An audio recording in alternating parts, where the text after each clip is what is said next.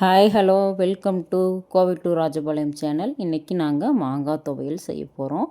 அதுக்கு மாங்காய், சீரகம், பூண்டு, மல்லி, கருவேப்பிலை, உப்பு, தேங்காய் சிறிதளவு எல்லாத்தையும் சேர்த்து மிக்ஸி ஜாரில் போட்டு நல்லா கொரகொரப்பாக அரைச்சிக்கணும்.